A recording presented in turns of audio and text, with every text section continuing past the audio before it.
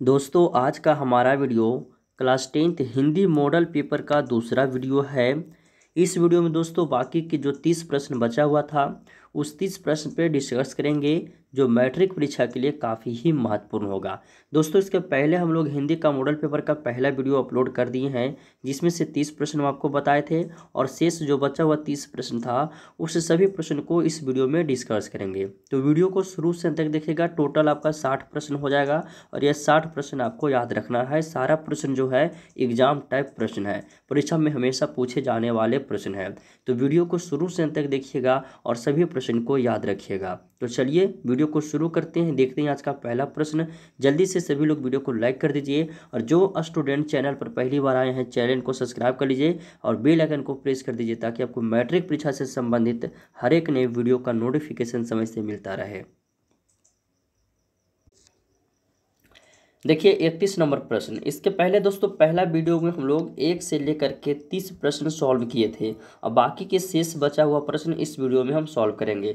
तो 31 नंबर प्रश्न कह रहा कि बहादुर का पूरा नाम है।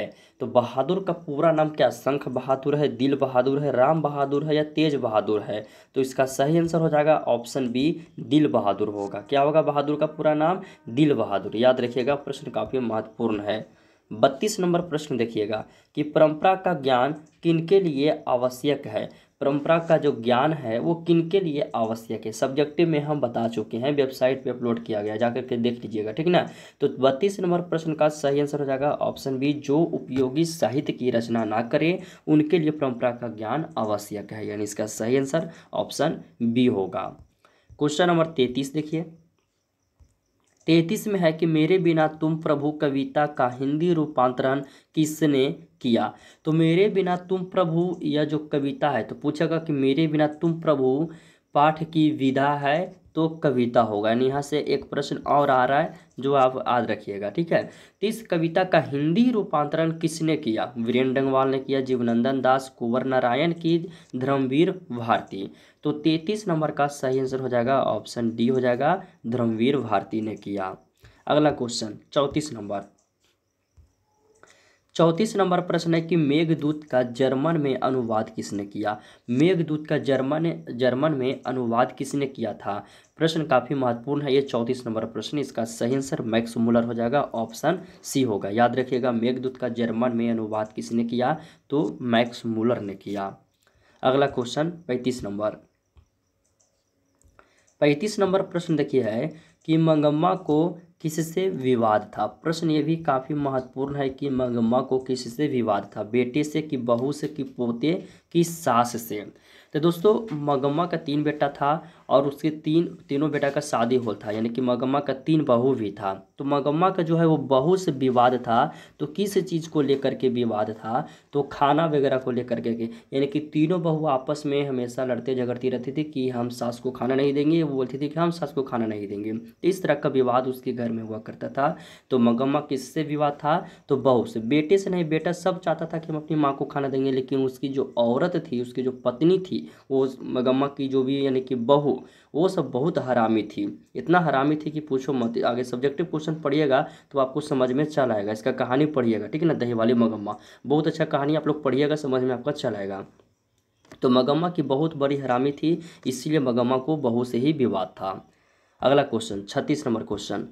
36 नंबर क्वेश्चन है कि लक्ष्मी के पति का क्या नाम है। तो लक्ष्मी के पति का क्या नाम है? तो लक्ष्मण, यानी इसका सही आंसर ऑप्शन बी। तो देखिए ट्रिक पर बैठ गया है, लक्ष्मी के पति लक्ष्मण, लक्ष्मी के पत्नी, लक्ष्मी के पति कौन? तो लक्ष्मण, ट्रिक पर है, याद रखिएगा। 36 नंबर प्रश्न का ऑप्शन बी। 37 नंबर प्रश्न देखिए। 37 नंबर प्रश्न है कि हिरोशिमा किस देश में है। तो सभी को पता होगा दोस्तों कि हिरोशिमा जापान में है और उसी पर अमेरिका के द्वारा परमाणु बम गिराया गया था। तो इसका सही आंसर ऑप्शन सी हो जाएगा, हिरोशिमा। और दूसरा परमाणु बम जो है अमेरिका में कहाँ गिराया गया था? तो जिनको पता है जरा नीचे बता दीजिएगा कॉमेंट बॉक्स में, ठीक है। तो जिनको पता है बताइएगा। क्वेश्चन नंबर 38 देखिए। 38 में है कि बहादुर अपने घर से क्यों भागा था। बहादुर अपने मालिक के घर से क्यों भागा था? नौकरी के लिए, पिता सॉरी बहादुर अपने घर से है, मालिक के घर से नहीं, ठीक नहीं। तो नौकरी के लिए भागा था कि पिता के फटकार के कारण, कि माँ की मार के कारण, कि घूमने के कारण। देखिए बहादुर दो घर से भागा है, यहाँ से क्वेश्चन दो प्रश्न दो तरह से पूछेगा। पहला तो अपना घर से, यानी बहादुर का जो खुद का घर था उस घर से क्यों भागा था, तो उस घर से माँ की मार के कारण भागा था। उसके बाद जहाँ नौकरी उसको मिला वहाँ से भी बहादुर भाग गया था। तो वहाँ से क्यों भागा जी, तो वहाँ से चोरी का इल्ज़ाम लगाया गया था। जो भी रिश्तेदार था लेखक के, वो 11 रुपये के चोरी के इल्ज़ाम लगाया था बहादुर पर। तो बहादुर को वहाँ भी डांट फटकार पड़ने लगा, जिसके कारण वहाँ से भी बहादुर, लेखक के घर से भी बहादुर भाग गया था। तो दो जगह से भागा है बहादुर। तो दो प्रश्न को अच्छी तरह से पढ़ लीजिएगा कि कहाँ से कह रहा है, अपन घारा वाला से कह रहा है कि अपना मालिक के घर से बोल रहा है। ठीक है, प्रश्न को अच्छी तरह से पढ़ने के बाद इसका उत्तर बताइएगा। चलिए 38 नंबर हो गया। 39 नंबर, 39 नंबर की बिरजू महाराज किस शैली के नर्तक हैं? बिरजू महाराज जी किस शैली के नर्तक हैं? तो 39 का सही आंसर ऑप्शन डी कथक हो जाएगा। अगला देखिए 40 नंबर, 40 नंबर प्रश्न है कि अशोक वाजपेयी का जन्म कब हुआ था? इसे VVI लगा लीजिए, परीक्षा में पूछा गया प्रश्न है कि अशोक वाजपेयी का जन्म कब हुआ था। तो याद रखिएगा 16 जनवरी 1941। कब हुआ था? 16 जनवरी 1941 में। अगला क्वेश्चन 41 नंबर,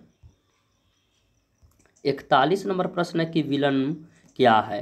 विलनव क्या है? एक शहर है कि एक छोटा सा गांव, की एक नदी, की एक झोल, यहाँ पे झील होगा, ठीक है, कि एक झील। तो 41 नंबर प्रश्न का सही आंसर एक छोटा सा गांव हो जाएगा, ऑप्शन बी होगा।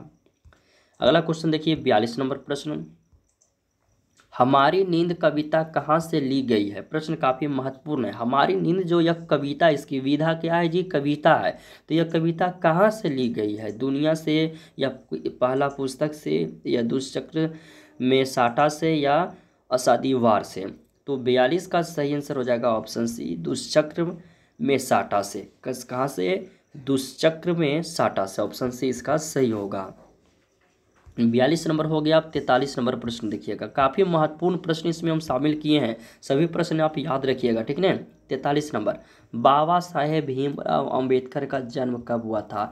इस प्रश्न को भी VVI लगा लीजिए।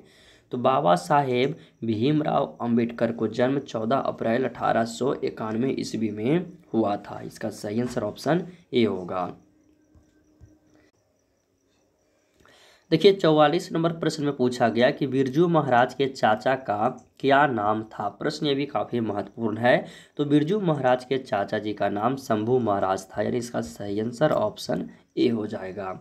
अगला क्वेश्चन देखिएगा 45 नंबर प्रश्न, 45 नंबर प्रश्न है कि जार शाही कहाँ थी? जार शाही कहाँ थी? रूस में थी, कि जापान में, फ्रांस में, या चीन में? तो 45 नंबर का सही आंसर हो जाएगा रूस में थी। कहाँ थी? रूस में। अगला क्वेश्चन देखिएगा 46 नंबर, दोहा कोश किसकी रचना है? यानी कि दोहा कोश जो है यह पाठ किसके द्वारा लिखा गया, किसकी रचना है? तो 46 नंबर प्रश्न का सही आंसर रस खान हो जाएगा, ऑप्शन बी हो जाएगा, रस खान।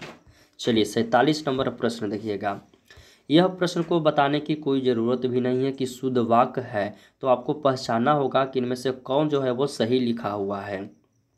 ए में है राम ने पुस्तक खरीदा भी है, राम पुस्तक खरीदा, राम ने पुस्तक खरीदा, और सॉरी खरीदी है, और डी है इनमें से कोई नहीं। तो खरीदी वाली तो गलत एकदम है। और देखिए ये दो में देखिए कि राम ने पुस्तक खरीदा, राम पुस्तक खरीदा, तो पुस्तक राम पुस्तक खरीदा के पुस्तक के राम खरीदा, यहाँ से कुछ पता नहीं चल रहा है। तो 47 का सही आंसर ऑप्शन ए हो जाएगा कि राम ने पुस्तक को खरीदा है, ठीक है। तो इसका सही आंसर ऑप्शन ए हो जाएगा। तो इस तरह का भी क्वेश्चन परीक्षा में पूछेगा कि निम्न में कौन सही है, कौन शुद्ध वाक्य है, तो आपको पहचानना होगा, ठीक है। पहचान के उसका सही आंसर बताइएगा। चलिए 48 नंबर क्वेश्चन कि नागरी लिपि के लेखक हैं, तो नागरी लिपि के लेखक कौन है? महात्मा गांधी जी, विनोद कुमार शुक्ल, या गुणाकर मूले, या यतीन्द्र मिश्र? तो 48 नंबर प्रश्न का सही आंसर हो जाएगा गुणाकर मूले हो जाएगा। 39 नंबर क्वेश्चन देखिएगा, 20 के दांत कहानी के रचयिता कौन? यानी कि 20 के दांत जो कहानी है, तो यहाँ से भी देखिए दो प्रश्न पूछा गया है। पहला तो विधा, तो विश्व के दांत की कहानी जो पाठ है इसकी विधा क्या है तो कहानी है। तो इस कहानी को कौन लिखे हैं, अमरकांत, नलिन विलोचन शर्मा, यतीन्द्र मिश्र या मैक्स मूलर। तो 49 नंबर का सही आंसर हो जाएगा नलिन विलोचन शर्मा। यहाँ देखिए यहाँ पर टाइपिंग थोड़ा मिस्टेक है, विलांचन लिखा गया है ना, यहाँ पर विलोचन शर्मा होगा। ठीक है, सभी लोग पढ़े होंगे, पहले भी आपको पढ़ाए हैं, याद रखिएगा, इसका ऑप्शन बी सही होगा। 50 नंबर है कि मैक्स मूलर के अनुसार सच भारत के दर्शन कहाँ हो सकते हैं। तो मैक्स मूलर के अनुसार सच यानी कि सच्चा भारत का जो दर्शन है वो ग्राम में हो सकते हैं, ग्रामीण भारत में हो सकते हैं, यानी इसका सही आंसर हो जाएगा ऑप्शन सी हो जाएगा 50 नंबर का। 51 नंबर प्रश्न देखिए, 51 नंबर प्रश्न में पूछा गया है कि दक्षिण अफ्रीका से गांधी जी भारत कब लौटे। तो दोस्तों दक्षिण अफ्रीका से गांधी जी भारत 1915 में लौटे थे, यानी इसका सही आंसर ऑप्शन बी हो जाएगा 51 नंबर प्रश्न का। अगला क्वेश्चन देखिए 52 नंबर प्रश्न, किस नदी के बांध के नीचे लक्ष्मी का घर था, गंगा, यमुना, सरस्वती या देवी। किस नदी के बांध के नीचे लक्ष्मी का घर था, तो 22 नंबर का देवी। तो देखिए यहाँ इससे एक ट्रिक से याद रखिएगा कि लक्ष्मी जी को सब देवी जी भगवान है, तो देवी लक्ष्मी एक नाम देखिए भगवान जी का नाम है ना, तो सब देवी देवी कहता है। तो लक्ष्मी जी का कौन नदी के बांध के नीचे घर था, तो देवी नदी, यानी कि इसका सही आंसर ऑप्शन डी होगा। थोड़ा सा दिमाग लगा के इसे याद रखिएगा, कभी भी नहीं भूलिएगा। अगला क्वेश्चन देखिएगा, क्वेश्चन नंबर 53 कि पापपाती बेहोश क्यों पड़ी थी। पापपाती बेहोश क्यों पड़ी थी, तो 53 नंबर का सही आंसर तेज बुखार के कारण, उसको तेज बुखार आ गया था इसीलिए वो बेहोश हो गई थी। अगला question 54 number question, Mahatma Gandhi के पिता का क्या नाम था। तो काफ़ी ये प्रश्न काफ़ी महत्वपूर्ण है, सिर्फ क्लास 10th के लिए नहीं, सभी क्लास के लिए प्रश्न काफ़ी महत्वपूर्ण है, जो भी जिसमें भी जीके वगैरह पूछा जाता है। तो महात्मा गांधी के पिताजी यानी उनके पापा जी का नाम, ठीक है, तो इसका सही आंसर करमचंद गांधी हो जाएगा, ऑप्शन डी हो जाएगा। चलिए आप सभी लोग नीचे हमें कमेंट में बताइएगा कि महात्मा गांधी का पिता का नाम तो बता दिए हैं, तो इनकी माता जी का नाम क्या था, सभी लोग नीचे बताइएगा कमेंट बॉक्स में, जिनको पता है बताइएगा। 55 नंबर प्रश्न देखिए, कह रहा कि राजगृह कौन समास है। राजगृह जो है वो कौन समास है, तो पहले हम समास का डिफिनेशन भी आपको बता दिए थे कि समास हम किसे कहेंगे, कैसे पहचानेंगे।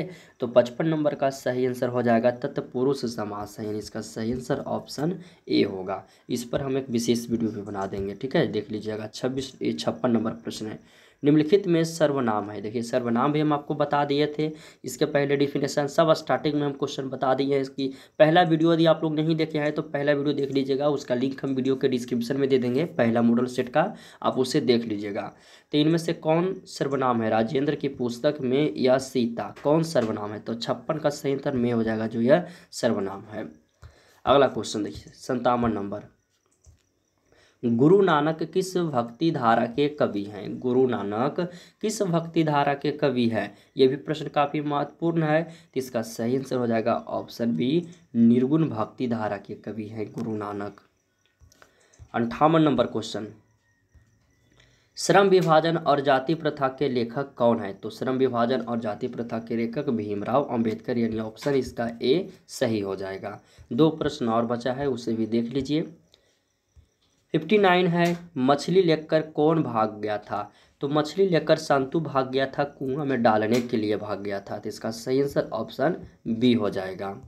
लास्ट प्रश्न है, उसे देख लीजिए। कह रहा है हिंदी भाषा को लिपि क्या है। तो हिंदी भाषा का जो लिपि है वो देवनागरी है। आप लोग जब परीक्षा दीजिएगा फाइनल एग्जाम, तो जब हिंदी का पेपर पड़ेगा तो उसमें लिपि लिखा हुआ रहेगा, लिपि लिखा हुआ रहेगा और इसे डॉट डॉट डॉट खाली स्थान रहेगा, तो इस खाली स्थान में आपको देवनागरी भरना है, ठीक है, याद करके भर दीजिएगा देवनागरी वहाँ पे। तो इसी तरह से दोस्तों आज का वीडियो समाप्त करते हैं। वीडियो पसंद आया हो तो वीडियो को लाइक कीजिए, अपने दोस्तों में शेयर करिए, और जो स्टूडेंट चैनल पर पहली बार आए हैं, लग रहा है कि इस चैनल से तैयारी इसी तरह से कराया जाता है मैट्रिक परीक्षा को, तो चैनल को सब्सक्राइब करके बेल आइकन को प्रेस कर लीजिए, ताकि आपको मैट्रिक परीक्षा से संबंधित हर एक नए वीडियो का नोटिफिकेशन समय से मिलता रहे। तो धन्यवाद।